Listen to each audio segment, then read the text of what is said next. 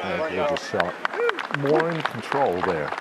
Yeah, missed the 11-foot 2-inch putt on the first hole, and this is 11 feet 3 inches.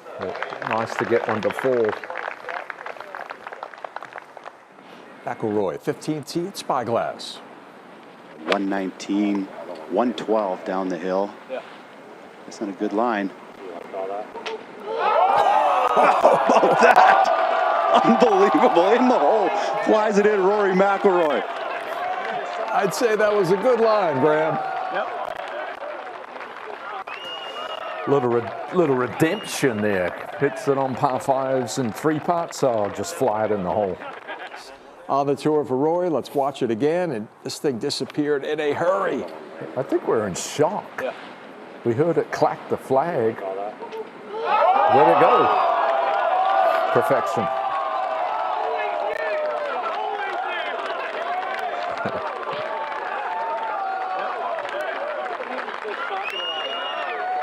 Could be expensive in the tap room.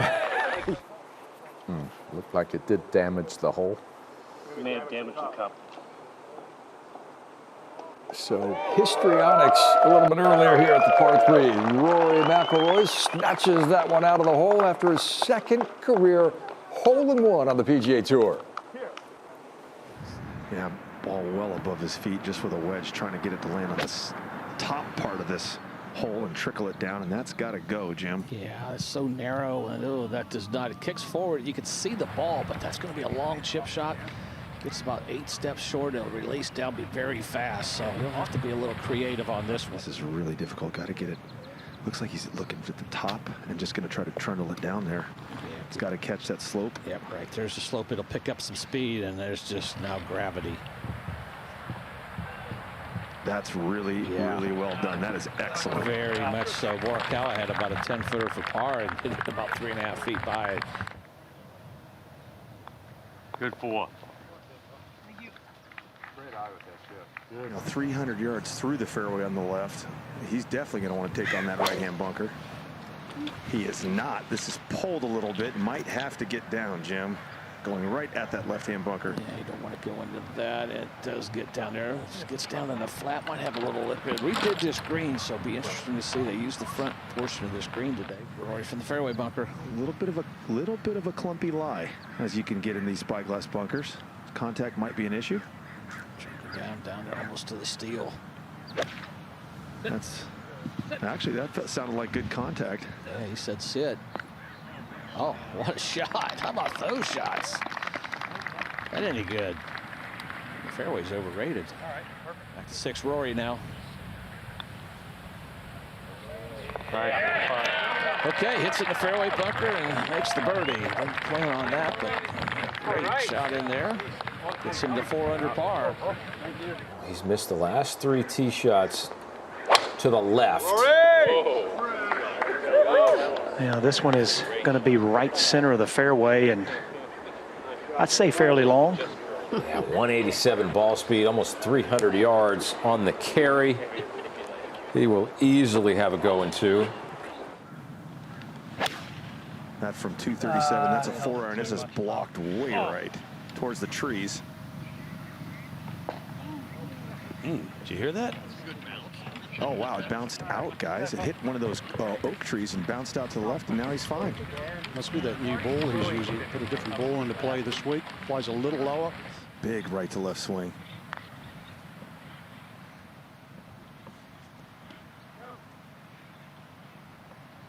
You would not have putted it? Me personally, no, I would not have. No forward press so far today. Boom. So the putter from off the green, and then putt there, back to back. Second shot plays uphill to a pretty difficult green. This is on a great line if it's enough. That's a big carry on a. What's around 50 degrees out there? Fairway at the 9th. McIlroy on the way. That's a gap wedge on the way. Just needs to control the spin. This is phenomenal looking. Oh, sure is. Almost hold it again. I mean, that thing landed a couple of inches from the cup. McIlroy coming right at you. How about this day to start for Rory, including an ace? That's his partner from last year. They won the team event. Great comeback. Did play in Dubai a couple of weeks ago. Can you just sort of take us through the hole-in-one, what that was, not just the club and stuff, but just what that was like watching that? Yeah, I said to Fred out there, it's such an elevated tee that, you know, the ball's in the air and you know it's online, but you don't know whether to say go or sit or spin or release or whatever. So, and then it's weird. You're looking at it and you're sort of watching where, you know, it might land on the green and the thing just disappears. And I honestly was lucky. I don't see many balls nowadays go straight in the hole and stay in the hole. So pretty fortunate because it could have came out and went back in the water or did anything. So, but yeah, it was a good swing, good wedge shot, and yeah, it was obviously a nice little moment. Switch balls, right? What was the reason for making the switch, and how long have you been testing, considering it? I sort of stumbled upon it pretty. I was messing around at the Grove the other day. Like, this has got to be Thursday last week. And I just started to hit some chips with the TP5 instead of the TP5X. And I really loved how it felt. And I hadn't really tested the 2024 TP5. And I loved how it was reacting around the greens. And then I started hitting some like 60, 70 yard shots with it. And it was coming off much lower launch, bit spinnier. So then I just did some testing with it and compared it to the TP5X. And I used the 2019 TP5, and the difference between the 2019 TP5 and the 2019 TP5X was a lot in terms of the spin rates and the launch angles. This seems to launch probably a degree lower for me, but the spin rates are very, very similar, which I really like. So yeah, did some testing with it, really like it. Doesn't seem to lose any speed with the driver either, even though it's a lower compression golf ball.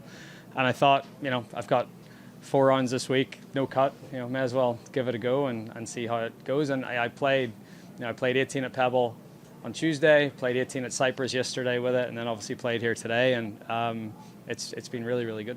Can you describe the approach in the last green, and did you think you made another one?